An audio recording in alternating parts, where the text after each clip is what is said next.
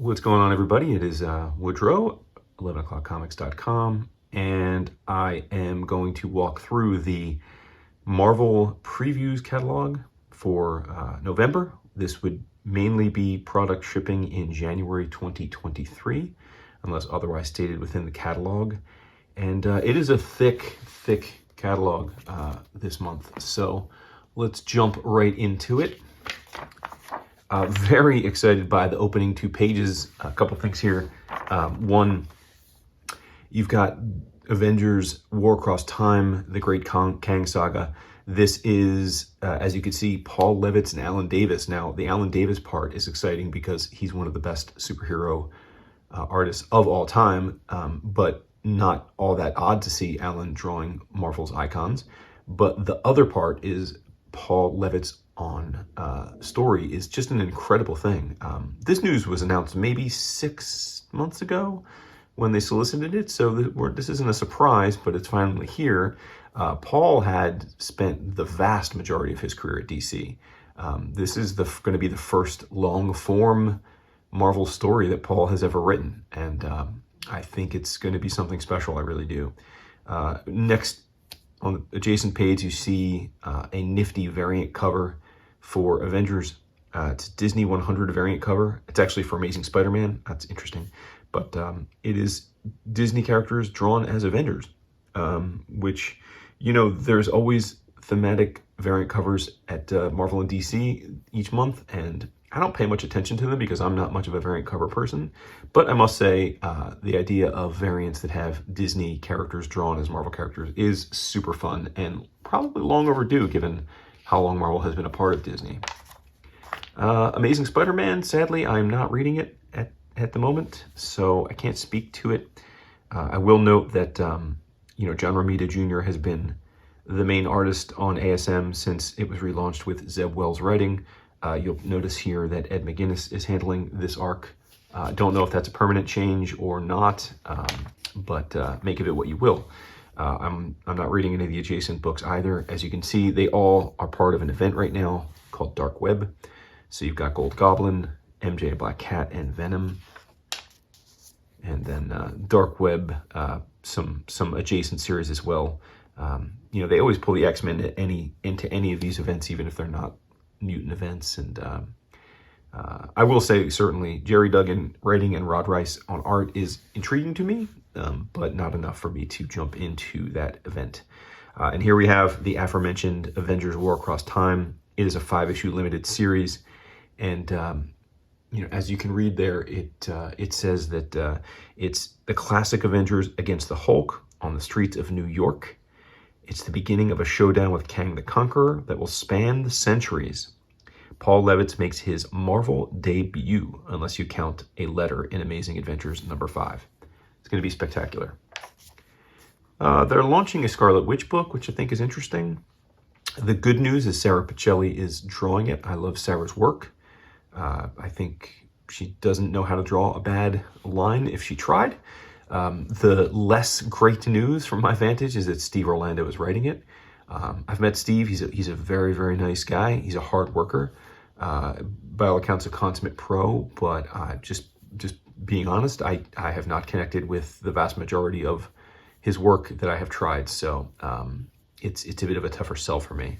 I will probably try the first issue because I like the character and I like Pichelli's art to see if it wins me over, but I'm going in with a bit of skepticism.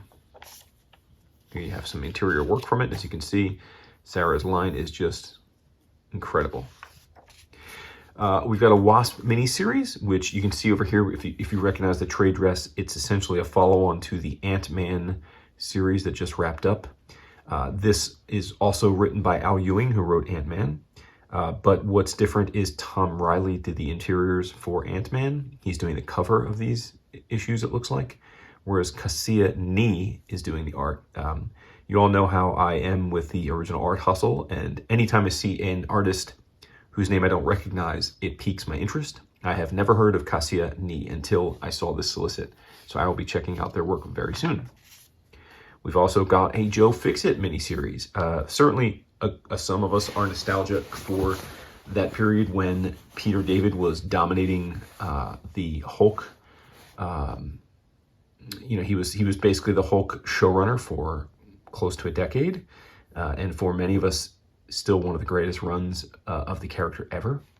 And Joe Fixit was a period of time when, as you can see, he's gray. He's one of the Hulk variants personas where he maintains his intelligence and is gray, but he's also a bit of a he's basically a fixer, and he is in Vegas. And it was a fun time in the book. I enjoyed the original Joe Fixit run very much, and so they're bringing it back with Ilderai Sinar on art. This is the kind of thing where, if I'm feeling nostalgic, I may read this on the Marvel Unlimited app down the road, but it's not something I'm clamoring to get as it comes out. I try basically the #1 of almost everything that Marvel puts out just to see. It has been a while since I have enjoyed Iron Man as a titular Iron Man title. It's been years. I can't think of a time when I was regularly reading Iron Man in a long time. But I always try the new series to see if it can bring me back aboard. On this one, this is issue #2. Last month, we got the solicit for #1. It hasn't come out yet, so I can't speak to it, but I am intrigued by Jerry Duggan writing and Juan Frigeri on art. I'm a fan of both of those gentlemen. We've also got a new Miles Morales series, this time written by Cody Ziegler with Federico Vincentini on art. I haven't read much from Ziegler yet, so I can't speak to Cody as a writer, but I can say that I am very much a fan of Vincentini's line work. So, I certainly like the character, so I will be checking. I did order #1, and I will be likely ordering 2 and 3 as well. Reading those and seeing if I want to stick with it. Not reading Moon Girl and Devil Dinosaur. Love Monica Rambeau as a character, always have, from her OG Avengers, and this is just all things. I mean, this was the team of the Avengers when she was on the team. As you can see, you've got Thor and She-Hulk and Dr. Druid, Captain America, and the Black Knight. So I am all over that for sure. Not reading Shang-Chi. The Miracle Man waxed very lovingly about this when it was solicited a few months back. You can go back and visit that video, but I am on board for that as well. Sadly, Avengers I consider one of my 2 favorite series of all time, along with X-Men. I consider Jason Aaron to be one of the greatest writers of his generation. Unfortunately, for any of you that aren't new to these videos, I have had a real tough time with Jason's run on Avengers. I just haven't connected with it, and it has bummed me out because I do very much like all the constituent parts. But it is coming to an end. This is the final moments of his run. I'm looking forward to what he does next, and I'm looking forward to whoever takes over Avengers and brings it into a new direction. Sins of Sinister #1. Now, this was the cover, so you know that Marvel is pushing that hard. This is written by Kieran Gillen, who has become effectively the showrunner of the Mutantverse now that Jonathan Hickman is gone, with art by Lucas Wernick. Kieran is an incredible writer, and he's doing absolutely fantastic work so far in his run with the Mutants. Immortal X-Men is a must-read title every month. AXE Judgment Day, the event, just finished up, and I thought he did an excellent job with that as well. Tight and right, straightforward, well-executed event. And this is a mutant-centric event that has been building, as you can imagine, centers around Nathaniel Essex, aka Mr. Sinister, and it looks like a bunch of his clones are machinating against the mutants. Shocker, I realize, but this sets the tone for the upcoming event. Now, I read almost all the mutant books, so X-Force, absolutely. I would say that's a top of the stack mutant book. Exterminators wraps up here. It's been good, not great. Immortal X-Men, as I just mentioned, is another top tier book. It's one of my must reads as soon as it comes out. Legion of X, I would say, is okay. It's probably one of my least favorite of the books coming out currently. And Marauders is probably my least favorite of them. X-Men proper by Duggan and Cassera is terrific. I didn't necessarily love Jerry's second arc of the book, when they were dealing with like trying to hide Cyclops' identity because they didn't want the world to know that he was resurrected. But now that the whole world does know about the resurrection protocols, I like the direction he's taking this book, and I think Josh Cassara is just an amazing artist and friend. So excited for that. Not reading Sabretooth in the Exiles, so I can't speak on that one. X-Men Red is probably second only to Immortal X-Men among mutant books currently. It is a must-read. Ewing is doing just an incredible job weaving the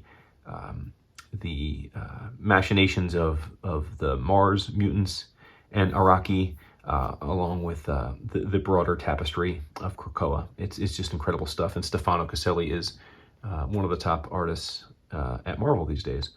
Wolverine, if you are up to date on the podcast, you know that Vince just talked about really enjoying this run, this arc, because of Juan Jose Rip's visceral and gory art style. As I said on the show, Wolverine's one of my favorite characters. I've read pretty much every Wolverine comic, at least titular Wolverine comic that's ever been out, and I'm enjoying this book. I don't consider this book at the caliber of the Immortal X-Men, X-Men Red, X-Force level, but it's right under it, and it's certainly a good quality run of Wolverine. Claremont is halfway through, or 3/5 of the way through, along with Hiroka, their revisiting of the Extreme X-Men from back in the day. I haven't read issue number 1 yet, so I can't speak to it, but I'm certainly a fan of the original run and what it might have been had the editors not taken it in a different direction. So, not reading X-Men Legends or this Murder World event. All right, we're done with the mutants. Here you have a book that's probably among the most anticipated Big Two books in years as it relates to the art. This is Doctor Strange Fall Sunrise, number 3 of 4, written and drawn by Tradd Moore. Tradd's Silver Surfer Black was just one of those books that had all of the industry abuzz about the art. It was one of those books where where other artists and other creators just couldn't stop talking about the beautiful work that Tradd put in that book. And this has been the follow-up for him. This is his look at Doctor Strange and the Marvel Mystic world. It's going to be a jaw dropper. I've seen some pages from early issues, and I can tell you that visually it is a stunner. Absolutely. Fantastic Four. Unfortunately, I thought the first issue of this relaunch was a total whiff on all levels, so I'm pretty ice cold about where Ryan's going to take this book. But look, it's one issue does not a series make, so maybe he'll round into form with issues 2 and 3. We'll see. Not reading this, Deadpool. You all know that I am a fan of the character when done right. I'm certainly rooting for Alyssa Wong. They are a talented creator for sure, but they didn't grab me with the first issue because, spoilers if you care, essentially it's about bringing Carnage back from wherever Carnage is currently. I assume Carnage is dead or was dead or what have you, and essentially one of the villains of this book has implanted Carnage symbiote into Deadpool with the idea that Deadpool's healing factor will bring it back to life. I just, symbiotes are saltpeter to me. You give me a symbiote and I'm checking out. So, not reading the Hulk books currently. This could be fun. It's just a collection with a new cover by Nick Bradshaw, which is great, by the way, of some of the stories of Wonder Man and the Beast. Certainly a lot of us have these issues from the old days in a long box somewhere, but I do like seeing them bring that buddy group back. Not reading these Spidey books at present, so I can't speak to them. The 2 Captain America books have both been awesome. Colin Kelly and Jackson Lansing with Carmen Carnero are doing the Steve Rogers book, Sentinel of Liberty, and Toshi Onyebuchi and R.B. Silva are handling the Sam Wilson book, Symbol of Truth. They both are must-reads if you are fans of the Marvel superhero universe. Speaking of John Ridley, he's doing a Wakanda miniseries. There's a bit of extra Wakandan content right now because of the movie. But I haven't read Wakanda #1 yet. It did come out. I just haven't read it yet, so I can't speak to that. I thought Namor the Submariner Conquered Shores #1 was just okay, so not continuing at that. On the other hand, I think this Black Panther series by Ridley, with now art by Herman Peralta, is fantastic. It is an absolute joy to read. Not reading Savage Avengers or All Out Avengers at the moment.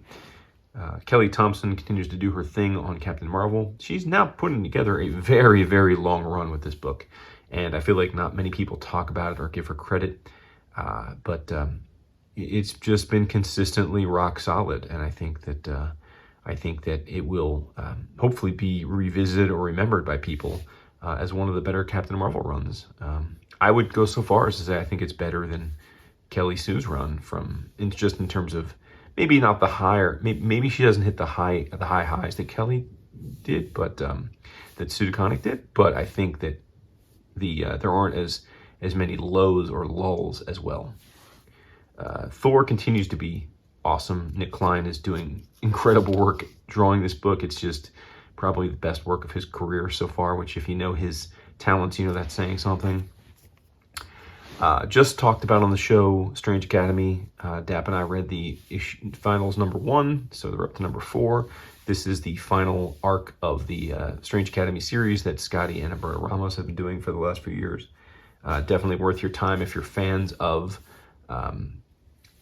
superhero teen books. It's another nice addition into that chapter. You know, if you're a fan of like Young Avengers or Runaways or Teen Titans, I think you'll enjoy Strange Academy. Strange is the Jed MacKay helmed book with Marcello Ferreira drawing about Clea, who is the new Sorcerer Supreme. She's also Stephen Strange's wife, and throughout the series so far, it's been about her trying to get Stephen back alive. He's been dead. Not reading Ghost Rider or Moon Knight. Those characters are hard sells for me. She-Hulk has been awesome. Rainbow Rowell and Luca Marasca do all the things. Not reading Daredevil. I read a giant chunk of Chip's Daredevil before they renumbered it and started it again, and I had enough. Not reading either of these. And we're going to jump to, now this is a lot of the licensed stuff. I don't generally read many licensed books. I did try Predator #1 and Alien #1. Weren't for me, but I don't think I'm the target audience for them. I'm not reading any of the Star Wars comics, not because I hear from everybody they're fantastic. It's just I only have so much time to read, and I feel like I get a lot of Star Wars content via the cartoons and the live action stuff on Disney Plus that I watch with my son and my wife. So I just don't feel the pull of reading Star Wars comics on the regular. But there are a lot of them. Got a little love for this year's crop of Stormbreakers. We've got a new role-playing game they're pitching, and then the obligatory collected editions. Got the 4th edition of the Mighty Thor Omniboo, which collects Marvel Treasury Edition #3 and Thor 195 through 228. I will be getting that. We've got Daredevil Omnibus Volume 2, which collects Daredevil 42 through 74 and a few Iron Man issues when they crossed over. I will be getting that. So it's a big month for me for Omniboo. Captain Marvel Janisville Peter David Omnibus. I will not be getting that. That is a deep cut. That collects Captain Marvel, the 1999 series 035 and the 2002 series 1 through 25. And then you've got a Spider-Man Joe Kelly Omniboo. I also will not be getting that. But for some people, maybe 8 to 10 years younger than me, that's probably go-to stuff. Then we've got Uncanny X-Men Omnibus Volume 5. That is a must-get. I get all of the Uncanny X-Men Omniboo. This collects the Nightcrawler Limited Series, the Longshot Limited Series, Uncanny X-Men 194 through 209, X-Men Annuals 9 and 10, New Mutants Special Edition #1, New Mutants Annual number 2, Nightcrawler, like I said, Nightcrawler long shot, and Marvel Fanfare number 33. That is a packed omnibus of awesomeness. Very excited. Variants series is finally collected. I thought that was a fun miniseries. X-Force, second volume of hardcover. As I mentioned before, I think X-Force is one of the better mutant books coming out. I have a bone to pick with this. This is the X-23 omnibus. You've got a list here of all the things that are in it. It does not include NYX. I don't know how you can have an omnibus devoted to Laura and not include her origin miniseries. That makes no sense to me. And for that, I will not be ordering it. Then you've got your obligatory collection of Masterworks, which I do not partake in. And then trades. My mind on the trades is I don't collect trades anymore. If it's something I don't buy in issues and it's not in a hardcover, I will just read it digitally. So no need for the trades. That disposable format just doesn't work for me anymore. But for some of you, then this, if it's your preferred format, you've got, as always, a bunch of stuff coming to trade. And I don't read the Epic collections either, but they are very, listen, I will say, if you aren't someone who likes digital comics and you're on a budget, the Epic collection is a terrific format for those on a budget. You know, you spend, $30, $40 and you're getting 20, 30 comics, all generally classic stuff. So there are worse ways to allocate funds if you're on a budget. And there you have it. So always good stuff at Marvel for me. And certainly I would say right now at the top of the stack are the mutant books. I'm hoping that we'll get back on track with Avengers relatively soon. At least that is my fingers are crossed. Maybe Scarlet Witch will throw a hex on things and get us back to where we need to be. So there you have it. Hope you enjoyed this. Once again, for those that are watching this for the first time and are not familiar, you can check us out at 11o'clockcomics.com. Our podcast is found on anywhere you can get a podcast. And if you are looking for an online community to chat about comics, life, the universe, everything, and you want a well-moderated, uplifting, engaging, energized community where you can be safe and not deal with the chaos and the nonsense that's out there in the broader social media world, you can find us on Facebook. We have an 11 o'clock comics group. You can find us on our Slack channel if you choose to join our Patreon, which is patreon.com/11 o'clock comics. Both, again, daily engaged communities, great places to meet like-minded folks and share your love of comics. So until next month, I will chat with you.